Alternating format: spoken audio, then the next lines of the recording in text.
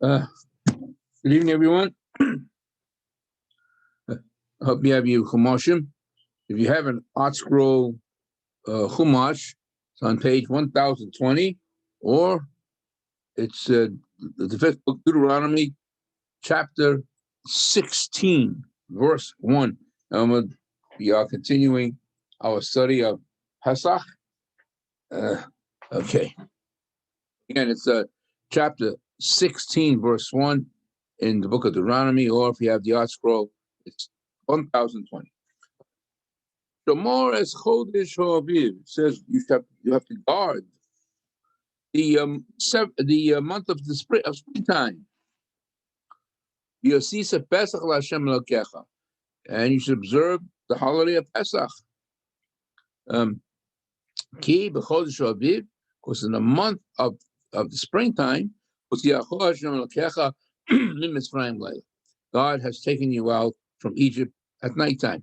Okay, now notice it says Pesach is in springtime. Now that tells us something. Learn an important fact. If Pesach has to always fall in the springtime, well, there could be a problem. Since our calendar is a lunar calendar, and it's about 11 and a half plus days shorter than our solar calendar. So every so often, usually about every 3 years, we have to add an extra month to our calendar so that Pesach will fall in the springtime. That's why when you have Adar Aleph and Adar Bet, you have a second Adar. And that's what it means. Shomor is called Shavib. It's not just observing Pesach, but in fact, every holiday relates to a season of the year. So basically, our Hebrew calendar solar is lunar by months, solar by seasons.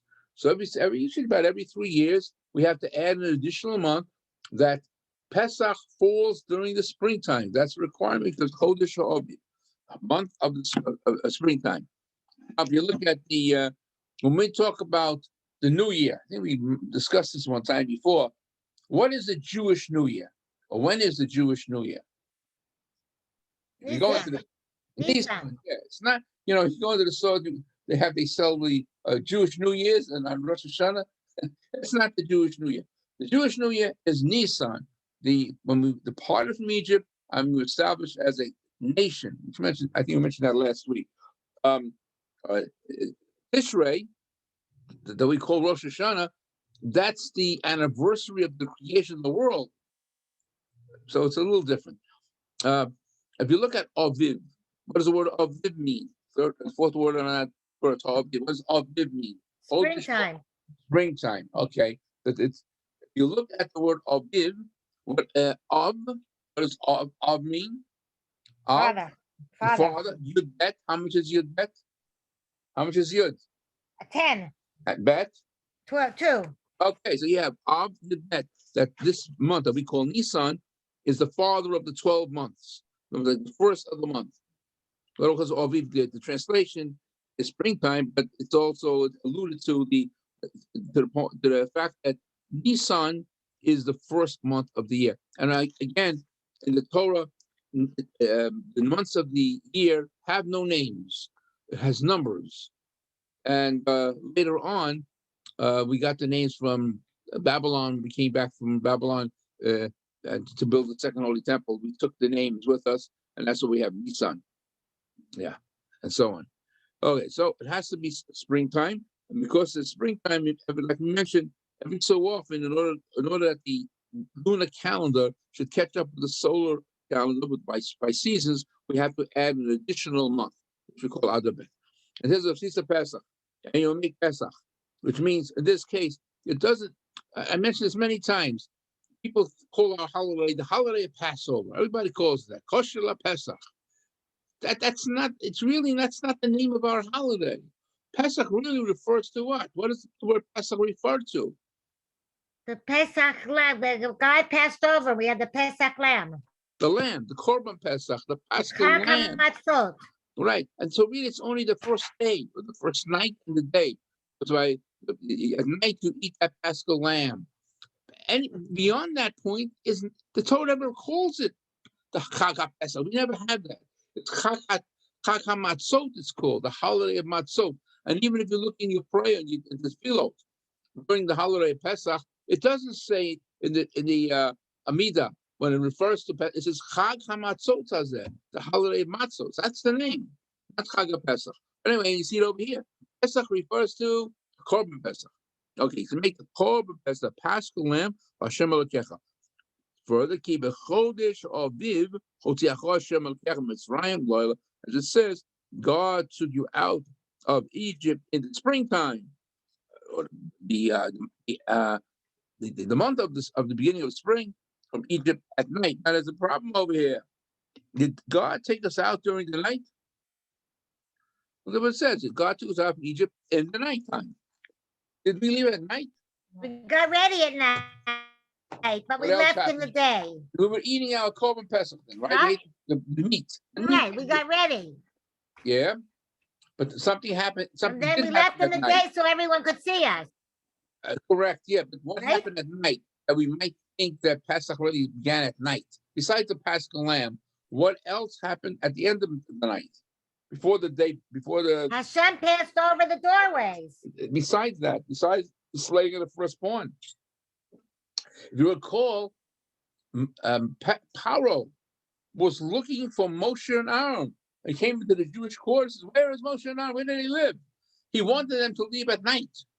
They finally got up to them. They came up to them, he found out where they lived, and he said, leave right now. That's what he told them. So get out right now. And Moshe Rabbeinu said, no, I'm not leaving. Why did he say no? He didn't want to make it seem like we were running away. Right. He didn't want to do it at nighttime. That didn't look like runaway slaves. He wanted broad daylight. That's why he waited till the morning. And they went out in the morning. But that's what it says over here. When it says nighttime, it means that when Paro really gave permission. Yeah. And then Rashi even says it, the Fisha Balayim Nasan have Paro Rishus Latzei. Paro gave permission for them to go out. And of course they refused because he mentioned they didn't want to go out like runaway slaves. Broad daylight, everybody should see. Okay. Verse 2. Let me just wait. Let's see. Yeah. And also the Sifri, the commentary says, reason why springtime was chosen because it's not too hot, it's not too cold. It's just a nice type of. The springtime is a nice time to go out. And also, just like we mentioned last week, Pesach is a birth of the nation. Springtime is a rebirth of nature. Things start growing. So we see the holiday also relates to the season and what's happening during that season. Verse 2, it says, Bizavachto Pesach L'Hashem Elokecha Tzon U'Bakar, and you shall offer the sacrifice of Passover to your God, tzon u'bakar, sheep or cattle. Of course, this is referring to when there was when the Beit HaMikdash was rebuilt. You'll be able to offer it in the place where God will choose to have His name there. He'll dwell there. But there's a big problem over here. What is really wrong in this verse? There's really a problem over here. It says you should offer the Paschal lamb from tzon u'bakar, sheep and cattle. Why would you have a cattle? What? Why would you have cattle? Why wouldn't you only have a lamb? That's the problem. You're not allowed to offer the korban pesach from cattle. It has to be sheep or a lamb, not cattle. So how can it say tzon u'bakar? Everybody's concerned about that. Sheep and cattle doesn't make sense. It says in the Torah it has to be from sheep and goats. It says, okay. So it's not referring to that. Besides the korban pesach, the paschal lamb, we call the paschal lamb the korban pesach. What other korban, what other sacrifice was was offered Erev Pesach. Until now, we only thought it was like one animal. The 14th day of Nisan, Erev Pesach, you offer the Paschal lamb, the lamb or the sheep. No, there was another one also. There was no, the name of that sacrifice was called Korban Chagiga. What's a Korban Chagiga? What word do you see in Chagiga? Chag. Korban for celebration. A korban for celebration? It's a holiday sacrifice. Along with the Korban Pesach was also offered a Korban Chagiga. So they would first eat the Korban Chagiga, this holiday side, the meat of the Korban Chagiga, and when they were satisfied, the mitzvah was to eat just a kazayas, an olive size of a Paschal lamb, on a full that was, so you ate something. The holiday sacrifice was eaten to satisfy you, and after you felt satisfied, you would go ahead and just have an olive size of the Paschal lamb. So that's what it means over here by so ubakar, the cattle referring to the Korban Chagiga, the holiday sacrifice, and the sown sheep referred to the Paschal lamb. So the Chagiga. So why does it? Because that was part of the mitzvah to have holiday sacrifice. That's so. Why don't we do that? We no. But we look at that. When you look at your plate, the Paschal lamb, you have all your visual aids there. What is on your on that plate that reminds you of the Korban Pesach, the Paschal lamb? The bone. Shank bone. The shank bone. And remember, what do you do? How do you prepare the shank bone? You just roast it. You wrap it up in double paper and you roast it. Well, why do you roast it? Because they roasted it. Because it smells good. Because the Korban Pesach is roasted, right? What else? Mm-hmm. What's on your plate that reminds us of the holiday sacrifice, the Chagiga? There's something there that reminds us of that. The harosek, because it tastes so delicious. The egg. Now, how does the egg remind us of a Korban Chagiga? Because the halacha is that you must have at least an egg size of meat, the minimum amount of the meat that you have to eat from the holiday sacrifice must be at least an egg size. Just like you have also the minimum amount of eating the Korban Pesach. What's the minimum amount that one should eat from the Korban Pesach? A kazayas. That's a kazayas. Yes. That's an olive. What's bigger, the olive size or the egg size? The egg. The egg. Yeah. In other words, the egg is bigger than an olive. Yeah. So that's exactly what it is. The eggs. The egg. When we had those sacrifices, we ate at least a minimum of an egg. You have more, a little bit. The minimum was the egg. And you had to have at least a minimum of an olive size, because Zayas, when it came to the Korban Pesach. Now, this year everything's a little different because Erev Pesach is Shabbat, right? It's Shabbat, and the first Seder night is Saturday night. Now, all the time, when Pesach will fall any other day other than Saturday, Erev Pesach. Erev Pesach falls on any other day other than Saturday, you would have both sacrifices. The halacha is, and when it comes to Shabbat, the only sacrifice you're allowed to do is the Paschal lamb. That overrides the sanctity of Shabbat, not the holiday sacrifice. So this year, if we be in the Beit HaMikdash, if the Beit HaMikdash was standing, the only sacrifice we could offer on Erev Pesach will be the Korban Pesach. So in this particular year, you won't have a Korban Chagiga to say. So it seems you wouldn't have like, an egg on. We put it down. You do put it down, but let's assume we be in the Beit HaMikdash time.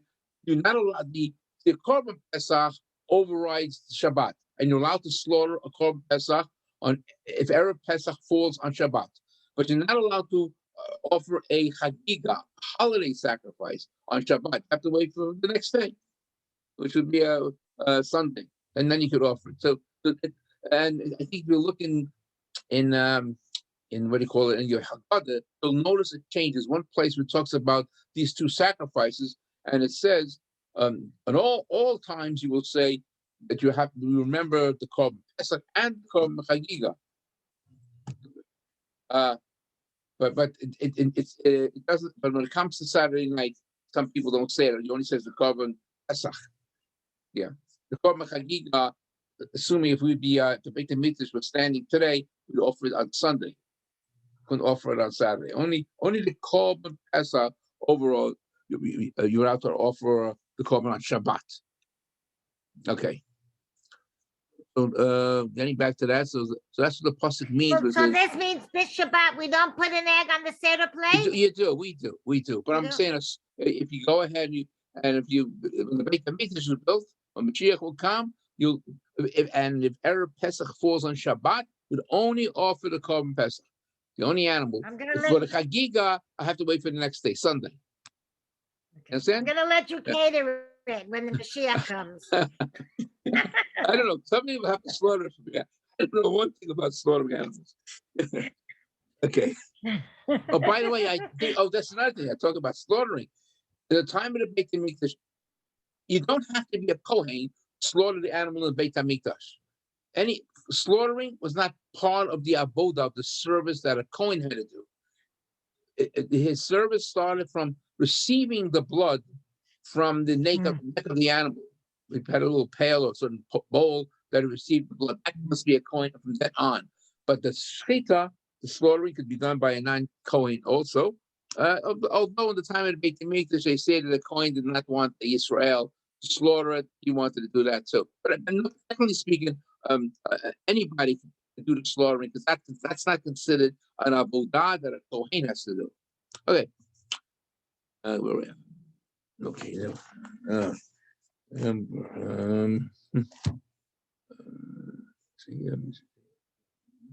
Verse 3. Okay, verse 3. You're right. Yeah, actually, we talked about verse 3. Okay. Now this is this relates to something we talked about last time. It says lo sochal lo chametz. That we understand. You cannot eat chametz. When you slaughter the Korban Pesach, you must make sure at that time you don't have no chametz in your house. Or you sold your chametz nowadays. You don't possess any chametz. And the next thing we also explained last time, 7 days you eat matzah, and it's the bread of the poor person. Is that a correct statement? What did we say last time? It says 7 days you eat matzah. This is the bread of the poor. You don't have to eat matzah 7 days. You only have to eat it the first night. Right. But so why does it say 7 days? Because in case you wanted to eat something else, you remembered only matzah. Right. If I eat a bread, you have to eat matzah. Okay? Then that's what it means. Very good. Now, another thing. Here we see that matzah is called by a different term. Matzah, we saw it's called matzah, but it says lechem oni. The poor man's bread. Now, why is it called that? Lechem oni. It didn't rise. Excuse me? It didn't rise. He translated for that bread of affliction. Okay, it did rise. Okay, that's true. But besides that, it's just it doesn't rise. If it rises, it becomes chometz. Lechem only. The Gemara explains it. Besides meaning a poor man's bread, lechem. Let me get the statement that says. Wasn't it bread of affliction? Right, bread of affliction, but only could be some, or a poor man's bread. It can be translated a few ways. Let me just see. I'm gonna get it. See. But not these days. Oh yeah. Notice when we get hopefully maybe next week we'll get to the Haggadah. You have 3 matzahs. Remember, you have 3 matzahs at the Seder plate, correct? Mm-hmm. Now, what do you do with that middle matzah? The afikomen. Yeah, so what are you doing? You're breaking it? You break it and hide half of it. Yeah, and what about, why do you have to break it? Because you have dessert. Yeah, because, well, the symbolism of that. A poor man had to make He couldn't eat a whole matzah. He had to have part of his meal. Only he can't eat as much as the average person. So breaking is symbolic of a poor man who has to make one meal into 2 meals. But besides that, over here it calls it poor man's bread. Besides knowing the bread of affliction, we ate that when we were slaves, but also a poor man's bread. But that's why we break it. And as the Gemara says, Malamech made prusa b'sokshveim will say that you take the middle matzah, that's our custom, take the middle matzah, and you break it, and one part of that broken matzah remains between the 2 whole matzahs. Okay, that's what's only. And also, another thing here, very important halacha we learn from here. Since it's called poor man's bread, the only ingredients that are permitted in the baking of matzah, it's flour and water. You can, egg matzah, although you'll see in the stores it's kosher Pesach and some people use it. You can't use that for the seder. That's known as lechem ashira or matzah. I'm sorry, matzah ashira. It means enriched matzah because they make it with juice. They add juice to it. Matzah that has juice added to it cannot be used to perform the mitzvah of matzah. Matzah is only flour and water. That's all. What about to eat? It's not considered chametz? No, it's well, look, the Sephardim eat it. Ashkenazim, unless you're sick or old, you should refrain from eating it. Besides the night of Passover, the whole Passover, don't eat egg matzah because it's. Some say that it could become chametz. It's sometimes it's easier to become chametz than just flour and water. But anyway, since this is lechem only, poor man's bread, and that meant bread that's only flour and water. Yeah, so definitely for the seder. Why do they call it lechem? Because only means just flour and water. When what we call enriched bread, enriched matzah, I should say, that's matzah's made with juice. That's what egg matzah, egg, or they add juice to it. I think they also add apple juice. That's enriched matzah. That's not lechem only. Lechem only, a poor man's bread, is flour and water. That's it. 2 ingredients. But a box of egg matzah costs $3. A box of shmur matzah costs $30.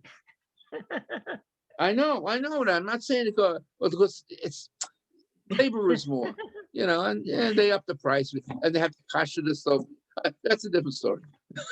But seriously, when it comes to egg matzah, you cannot use egg matzah for your seder. You're not fulfilling any matzah, any mitzvah, because that's not matzah only. That's not a poor man's bread. Poor man's bread is flour and water. And also, even when they bake the bread, with its hand matzah especially, they have to do it within 18 minutes. Usually that's like the set time for the time they do it very quickly, because even just flour and water if you do it, it takes more than 18 minutes. It's possible that it'll rise and it'll become chametz. It could leaven. Okay, so that's one understanding of lechem only. Is you have to have a simple bread. Flour and water. It can't be enriched bread. It can't have any eggs. It cannot have any apple juice and so on. That would be invalid. Another understanding of lechem only. I want to get it. What does oneh mean in Hebrew? Oneh. So similar to what oni could be poor, oni could be oppressive, slavery could remind us of a slave bread, but onim means there's another word for the verb of oneh. La'anot, to answer. So the Gemara goes ahead and tells us something that if you notice in the Haggadah, you follow the directions, you have a Haggadah, these directions, it always tells you, whenever you are doing the Haggadah, you're explaining about the departure of Egypt, uncover the matzah. You might see that every so often. It says, uncover the matzah. The only time we say cover the matzah is when when drinking our grape juice or wine for the 4 cups. Otherwise, you uncover the matzah. Why do we uncover it? Because the Gemara says, She'onim olav harbe, that you go ahead. Lechem she'onim olav devorim harbe, that matzah should go ahead and stimulate us and to speak about all the miracles that God has performed for us when we went out of Egypt, only to speak, to answer, to have a discussion. So and since Oni is poor man, but Oner means to answer and to speak. And the night of Pesach is a time you like people to ask questions and give answers to it. Onim alav harbeimot. That's another reason why another play on words that Oni means poor man's bread, and Oni means to answer, to stimulate discussion. Okay. So why do you have to cover the matzah when you drink the wine? We do what? Don't we do the same thing on Kiddush? When you make Kiddush, what do you do with the challah? It's covered. Why do you cover it? You always cover the matzah or the challah, even if it's not Pesach. If you're making Kiddush during the year, you're using matzah or pita bread or whatever your custom is. You always cover the matzah or the bread when you're making Kiddush.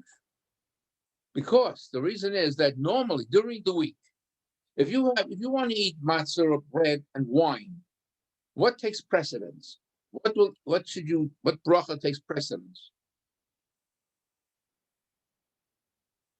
Always the bread takes precedence. And then or the matzah, whatever let's say you're having your meal. I'm not talking about Shabbat or the holidays. During the week, you're having some bread, but you also want to have wine. So what should you say? What should you say to bracha first? On what food? On the what? Hamotzi. On bread. Hamotzi comes first, right? Mm-hmm. We always give precedence for the bread, and then if you want to have wine, fine, you have it after. You have a bracha break after. But notice on Shabbos or on the Seder night, what's coming first? Wine. The wine is coming first. In fact, you have your second cup of wine before you eat matzah. So because you're not doing the usual way, you're giving precedence to the wine over the challah or the matzah in this case, that's what's covered. Not to shame the matzah. Now, so we learn a basic principle. If we're concerned about shaming a matzah, which is inanimate, it has no feelings, what does the matzah know? How much more so? We shouldn't shame a person in public. That's the lessons from that. But anyway, so that's why you cover your matzah on the Seder night, because you're saying before you're eating the matzah, the second cup of wine is drunk. And then after that, you make a bracha wash your hands, and you make a bracha for the matzah. Okay? All right.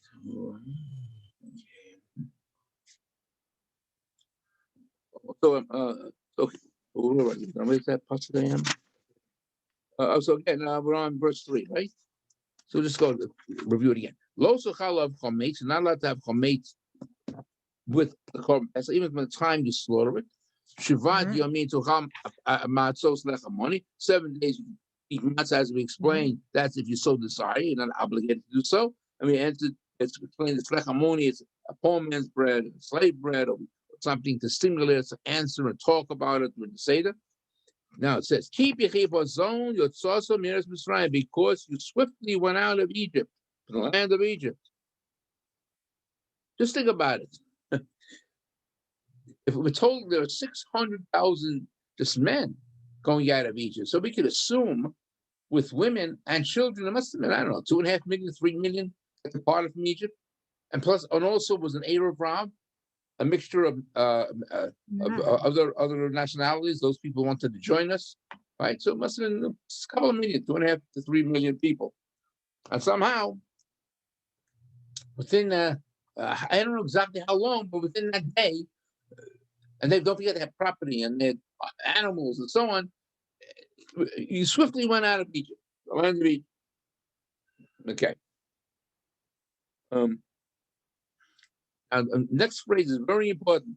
In fact, it's brought down in the Haggadah. So, Rabbi, when they all but they were living all over Egypt at that time, right? Not only in Goshen. You know what the word nes means? A nes? What's a nes? Yeah. It was a nes. It was a miracle. It was miraculous things happened. That all the people gathered together so quickly. Yeah.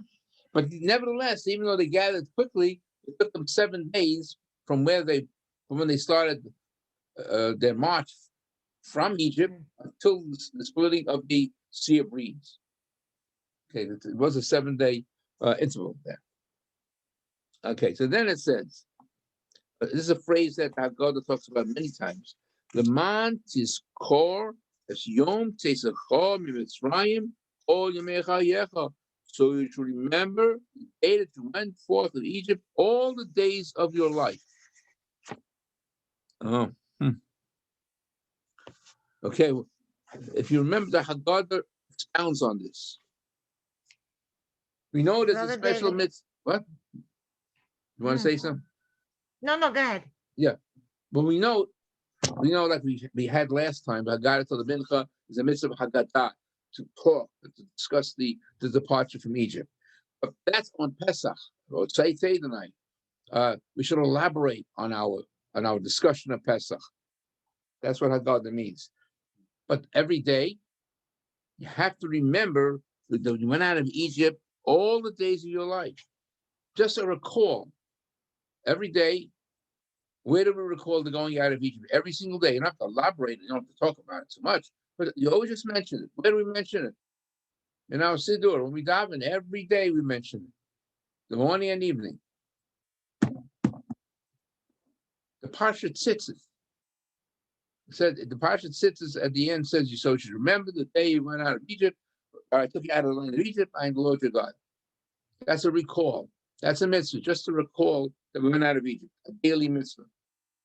And once a year, Pesach time, we have a mitzvah of Haggadah, and we so elaborate to raise your voice and talk and praise God. Sometimes Haggadah calls me to praise. Okay, so that's the difference between the two. Every day it's a recall, and once a year, at the Seder night, we have to embellish on the whole story of Egypt. That's why, if we're able to do that, what does the Haggadah say at the end? That one should feel like if they went out of Egypt, even though you physically not go out, but if you discuss it, so you link up with the past. It's like if you went out of Egypt.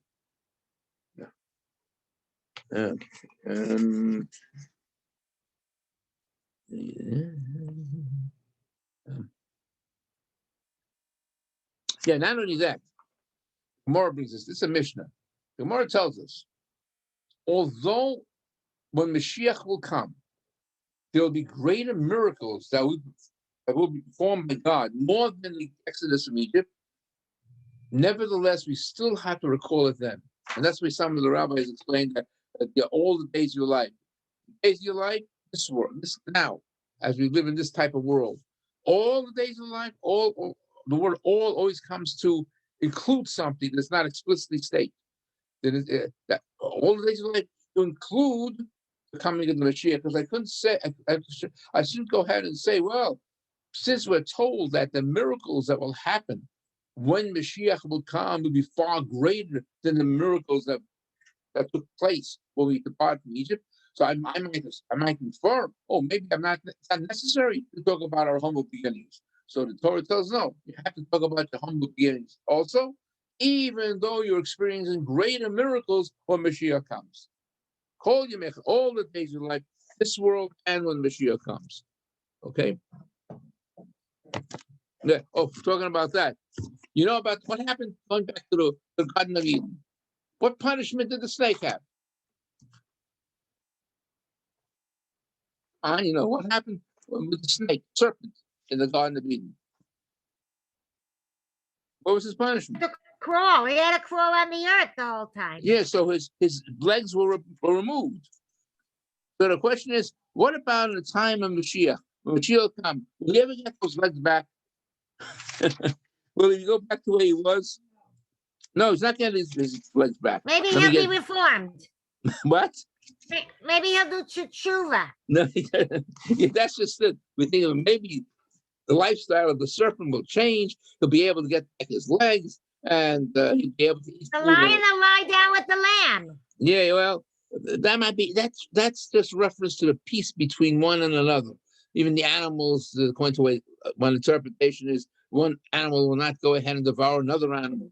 But what about that snake? Will he get back his feet? How do I? Your answer is no. But how do you know that? How do you know that when Mashiach will come, the serpent remains the same? Okay, let me get back to it. I'll show you how we know that. Just get it. Oh yeah. If you go back to Bereshit, we have an art scroll. It's page 16. If you otherwise, you'll look on chapter. Excellent book of Bereshit, Genesis, chapter 3, verse 14. Chapter 3, verse 14. Okay. So it says over here, God is speaking to the serpent, and he says, God, Lord God said to the serpents, because you did this, you because of you, Adam and Chava sinned, and they ate from the tree of they call tree of knowledge. Look what it says. Oru atom you are cursed more so than any animal. Look at this. You will crawl on your belly. Before tochal, and you eat dirt. Everything that you eat, it tastes like dirt. Look at those last three words. Call me chayecha. All the days of your life. It's the same expression that we're saying that we have to remember the departure of Egypt all the days of your life, and that includes when Mashiach will come. So the Vilna Gaon said the same thing by the Nachash, since the same wording is there, all the days of your life, all the days of the serpent's life, not only in this world, but even when Mashiach will come, you'll remain the same. You won't have feet, and anything that you eat will taste like dirt. That's the interesting point that the Vilna Gaon points out. So when Eve was talking to the Nachash, he wasn't a snake? It was some sort of snake that had legs on it and had some sort of a speech, or maybe he had certain motions that she understood what he meant, but it was more. Couldn't he have been an angel? Today. Excuse me? Was he an angel and then transformed, or he was a snake? No, he was a snake. But it was a different type of a snake that we have today. He originally had feet, and it seems like he was able to communicate with man, not necessarily with words, but maybe with motions that Adam understood what he was trying to say. Mm-hmm. Yeah. In fact, they say that in those days, in the Garden of Eden, the serpent was like the external evil inclination. Adam and Eve had no evil inclination internally. It's the Nachash. That's what the Nachash at that time. The serpent was like the Yitzhahara, the evil inclination, and he was the one that convinced them to eat from the tree of knowledge. It's a hard chapter right over there, exactly what that was, but that's what the commentators say. But anyway, he'll remain the way he is. No feet, and everything he tastes will taste like dirt. All right. Okay, let's go back over here. Back to Deuteronomy, verse 4. Below Yirelechos or Bechol Gavulacha Shivas Yamim. No leaven, no like yeast, leavening that causes leavening. That's Saor. Should not be seen Bechol Gavulacha throughout your boundaries, Shivat Yamim, the whole 7 days. And that really means the whole 7 days. You're not allowed to have any form of chametz, whether it's a like yeast or the chametz itself. Below your limit, for Arab Yom Rishon Labok. Oh, this is another halacha. But that's going back to the Korban Pesach. Let's say you're living during the time of the Holy Temple. You offered your Paschal lamb, but you didn't finish all the meat. What happens to that meat? The leftover meat? You just throw it away and give it or throw it to the dogs, or Okay. It doesn't say it over here what to do with it. If any leftovers you cannot derive any pleasure. You cannot throw it to the dogs or something like that. It has to be burnt. But you're not allowed to burn any leftover from a sacrifice during Yom Tov. So in this case, you would have to wait for the second day of Pesach before you could burn it. But initially, to try to consume all of it. There's a more reason that that lamb, don't forget the lamb was only 1 year old. The small little animal that the most it could feed maybe 10 people. That's what the Gemara said, about 10 people. So you can assume that most of it was consumed. But since you have left over any meat, then you have to wait till the first day of Kalamoid to actually burn it. That's what it means over here. So although it says you cannot leave any meat over until the first day in the morning, it doesn't mean really the first day in the morning, it's really the second day in the morning. Because the first day you're allowed to go ahead and burn it, because you're not allowed to burn leftover meat from a sacrifice on Yom Tov. Okay.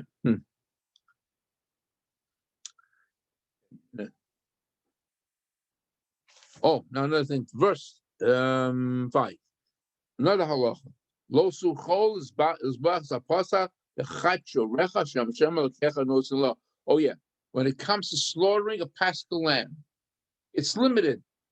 When it comes to what place you're allowed to slaughter it, you cannot go ahead and take like a lamb and go to Haifa or Tel Aviv and slaughter it there, maybe, and then come back with it to Jerusalem.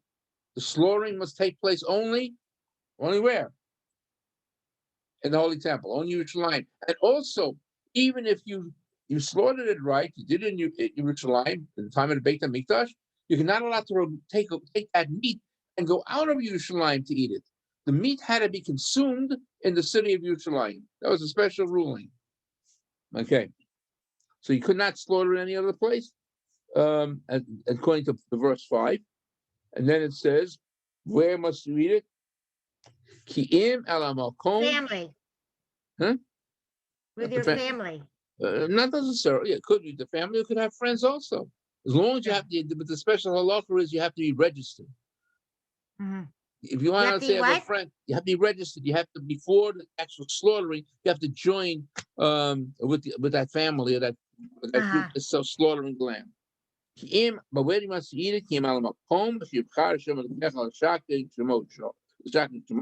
the place where God chooses to have His name there, which means what we know means Yerushalayim. And that's the place where you're going to go ahead and offer the Korban Pesach. And over here, although Erev means evening, it was not slaughtered in the evening, it means Erev Pesach, the day before Pesach. In this case, it's usually the afternoon before Pesach. Kavor Hashem as wage stays called Mitzrayim. When the sun starts going down, which means afternoon, after the afternoon time, and the day before you leave Egypt. Okay. So I have a question. Yeah. So if they're in Yerushalayim and Pesach comes out on Friday night, right? So if they have to slaughter the lamb Friday afternoon, but it has to be cooked. But they can't cook it. You roast it at Pesach, then you have to roast it Friday. You have time to roast it. Yeah, you can roast it on Friday. That you're allowed to do. The problem is with Saturday.